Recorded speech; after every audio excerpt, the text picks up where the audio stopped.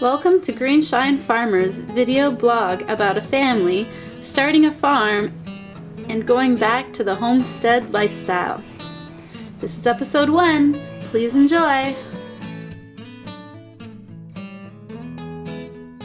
Hi, I'm Alexandra and this is Odin, and we are 2 of the Greenshine Farmers.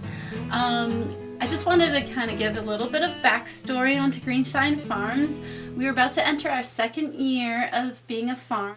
Our first year, we started an urban plot in Chicago selling at a local farmer's market, a farm store, and a handful of restaurants, doing mostly salad mixes and microgreens, and that was really successful. Our dream became farming when we traveled for a year together, living in the van, before we had this little guy, and we really decided that that's what we wanted to do, is to go back to the land and homestead. Just curious, like, what exactly are you looking for in a property in general? Well, the first thing is flat bottom land. We got to have flat bottom land because what we grow, requires, it needs to have water, it needs to be flat, and preferably good soil. Those would be the first things. Second, we need power, so we need some sort of electrical hookup and housing, some form of housing. Those are kind of like the baseline requirements. Well, here we all are. There's Rio down there. And this little guy did so awesome on the road trip. He barely made a peep and slept the whole way. Good job, Odin. Now let's go eat breakfast. How's it feel being in Asheville? I love it. That's it? I don't know what else to say. The skies parted and it became sunny right as we pulled in. I guess just what kind of pulls us there is those things, that slower pace of life, but yet still a lot going on in terms of entertainment, cultural, type things. A really big farm community, a big homestead community, a big local food kind of movement going on, and just friendly people with a lot of wilderness all around you. You're surrounded by the mountains, so literally any direction you drive, you've got hiking and kayaking and just all the outdoor activity you could want. So those are the main things that I think kind of brought us to that place. We chose Asheville, North Carolina as our #1 spot to kind of look for land for the 2nd year of Greenshine Farms. So we lined up a bunch of farms to go and look at, and we drove with this guy, this squirmy little guy. We drove all the way down there and we checked out 4 farms.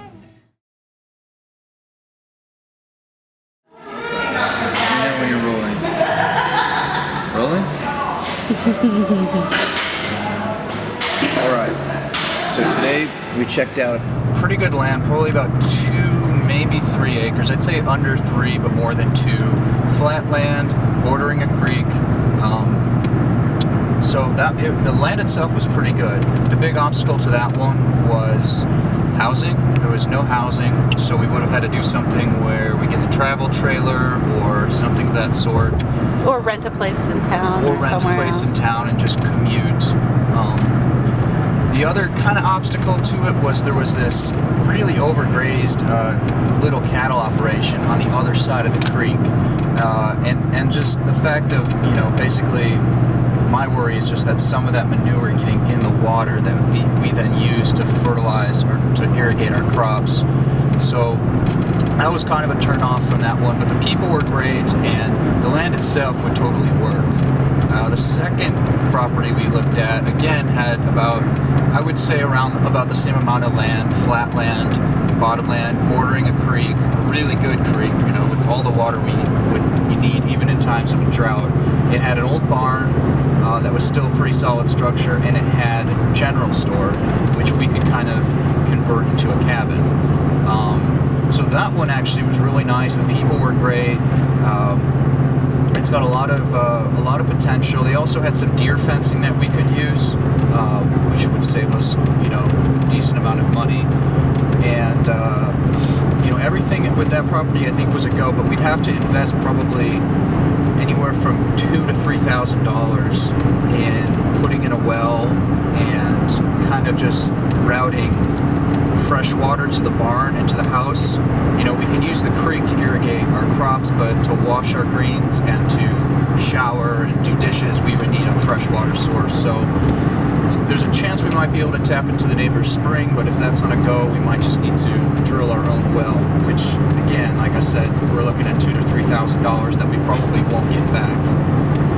The third property was already pretty much a farm that was, you know, set up and running. It had greenhouse, 2 hoop houses, irrigation in place. It had about 20-some acres of grazable, you know, already paddocked pasture, which, I mean, for us, we're not really looking to pasture raise animals this first year, so that would kind of be underutilized. It'd be nice if there was a little more flat bottomland, but what they had was decent enough to grow, you know, probably all that we'll need for this year.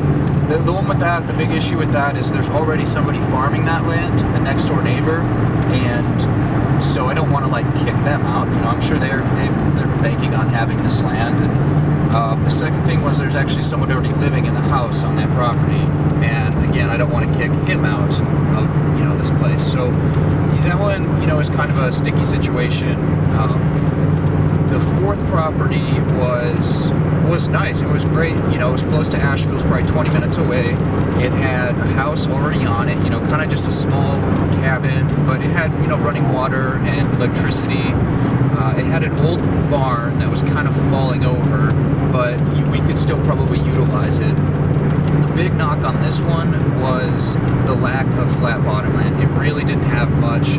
From what I saw, we may be looking at half an acre of flat bottomland. I saw a little more, but okay, well, we differ on how much there actually was, but it was also, a lot of the land was very shaded too. True. So it wasn't really in like direct sun, which could be an issue.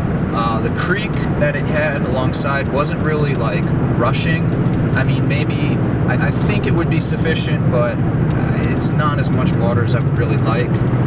And, you know, the lady who showed us it kind of mentioned that the owner didn't want too much infrastructure to be put on the property. And so it's hard to know exactly what she means by that. I mean, I think she's just thinking we'll bring a bunch of stuff on and then not take it out. But obviously, if we're going to be spending thousands of dollars on high tunnels, we're going to be taking that with us. So we drove from Chicago, Illinois, all the way down to Asheville, North Carolina to check out some farmland. And we have a 4-month-old beautiful baby boy, Odin Remy, and I just wanted to know how you thought the trip went with a 4-month-old. It went better than I thought. He slept, you know, we left late Saturday night. He slept pretty much the whole way there. So I guess a good thing to do would be to leave when their child is used to going to sleep, so they'll hopefully sleep through the night. You know, however, the parents don't sleep. That's the only that's the thing. downfall. And then you kind of have no energy, and you still have, you know, then he has energy, so somebody has to be up with him. On the way back, he was still pretty good, honestly. I mean, he was a little fussy for a little bit, but for being in a car seat, you know, for 12 hours and a diaper, and all that, he was really good. So, yeah, it actually went better than I thought it would have. Another thing that I found was that if we stopped for long enough and we played with him and we fed him and gave him a bottle and actually stopped for like a good 45 minutes to an hour and gave him that time, that he would give us that time back on the road, meaning he would stay asleep longer while we drove. And that way we chipped away at how many hours of a drive it is from Chicago to Asheville. I'd like to thank you for watching Greenshine Farmers video blog, and if you could please subscribe to us down below, and also like us on Facebook and check out our website, www.greenshinefarm.com. Thank you very much.